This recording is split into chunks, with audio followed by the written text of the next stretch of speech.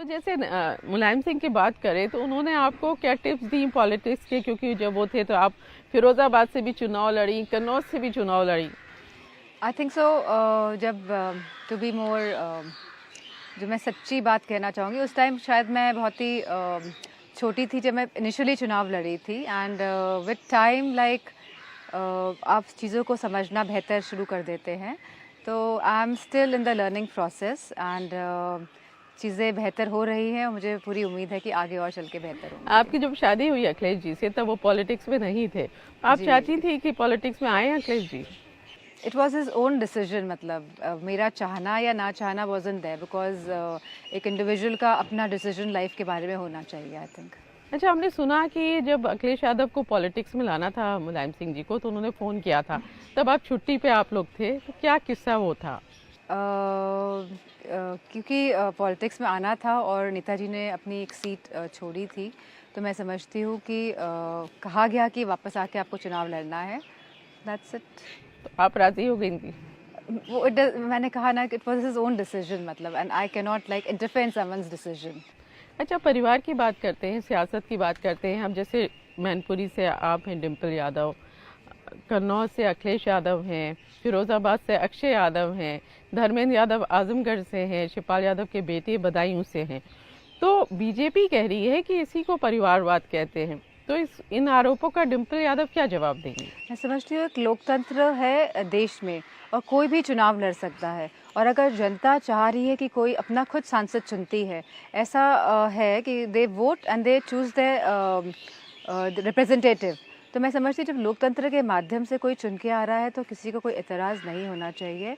और भारतीय जनता पार्टी को मैं समझती हूँ एक बार खुद अपनी पार्टी का भी आकलन कर लेना चाहिए कि किस तरह वो लगातार परिवारों को सपोर्ट करते आए हैं, चाहे वो अजीत पवार हो, चाहे वो राज ठाकरे हो, चाहे वो सुखबीर सिंह बादल हो जिनके कोलिजन में उन्होंने सत्ता चलाई, चाहे वो कश्मीर में जिनके साथ उन्होंने 3.5 साल सरकार चलाई थी, महबूबा मुफ्ती हो। एंड इस तरह उन्होंने कई कोलिजन्स किए हैं और परिवार के साथ ही कोलिजन्स किए हैं, मेरा मानना है।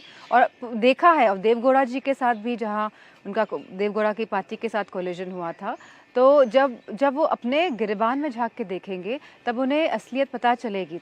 लेकिन इसके बावजूद मैं यही बात कहना चाहूँगी कि लोकतंत्र के माध्यम से ही जनता अपना सांसद चुनती है, और हम यही माध्यम अपना के लोगों के बीच जाके उनका वोट, उनका समर्थन, उनका साथ पाके ही सांसद बनते हैं। जैसे परिवार की बात कर रहे हैं, तो आप लोग जब सब एक साथ होते हैं परिवार में, तो सियासत की बात करते हैं, अक्षय यादव हैं, धर्मेंद्र यादव हैं, आप हैं, अखिलेश यादव हैं, ये सब लोग बैठ के कुछ सियासत पे बात करते हैं? नहीं, नॉट मच, लाइक बिल्कुल नहीं। मतलब 1-8% हो सकता है, बट अदरवाइज नहीं। अच्छा, जब टिकट इन लोग को मिला तो आप किस तरह से तय हुआ फैमिली में कि ये लोग चुनाव लड़ेंगे? किस तरह से तय हुआ? फैमिली में कोई बात तय नहीं होती है, राष्ट्रीय अध्यक्ष जी द्वारा ये बात तय की गई थी, क्योंकि राष्ट्रीय अध्यक्ष जी हैं और जो निर्देश मिला उसके अकॉर्डिंग चुनाव 80 में से 16 सीट जैसे कि कांग्रेस को गई है, 16 नहीं 17 सीट, और जो बाकी की 63 सीट्स हैं, तो जिसको सीट जिस क्षेत्र की मिली है वो वहाँ जाकर चुनाव लड़ रहा है। अब हम देख रहे हैं अदिति यादव आपका बहुत प्रचार कर रही हैं, बहुत जाती हैं गांव में, वोट मांग रही हैं माँ के लिए। तो क्या हम समझें कि मुलायम सिंह यादव परिवार की तीसरी पीढ़ी सियासत में आने वाली है और आने वाले दिनों में हम अदिति को भी चुनाव मैदान में देखेंगे चुनाव लड़ते हुए? ये तो मैं नहीं बोल सकती हूँ, क्योंकि ये अदिति का खुद का डिसीजन रहेगा। लेकिन अभी वो क्योंकि 22 साल की होने जा रही हैं, और मैं समझती हूँ उसको बहुत लगाव है गांव से। और आप सैफई देखेंगे तो हमारा सैफई क्योंकि इतना डेवलप हो गया पूरा, तो ये गांव कम और टाउन एरिया ज़्यादा लगता है। तो मैं समझ रही हूँ खुद भी एक एक्सपीरियंस गेन कर रही है लोगों से, और जितने भी हमारे नेताजी के जो पुराने लोग हैं उनके साथ जो कनेक्शन और जो लोगों को जान रही है, वो अपने आप में एक भूतपूर्व उसके लिए खुद के लिए एक्सपीरियंस है, मैं समझती हूँ। बिकॉज ये कोई नॉर्मल बात नहीं है कि आप गांव-गांव जाके लोगों से मिल रहे हैं। And I think like she is like having that connect right now. देखते हैं हम कि गांव में वो जाती हैं तो बहुत बुजुर्ग महिलाएं भी उसके पैर चूड़ियाँ देती है, क्योंकि यहाँ पे रिवाज है कि जो बिटिया होती हैं तो उनके पैर छुए जाते हैं, तो इसीलिए वो पैर छू रहे हैं।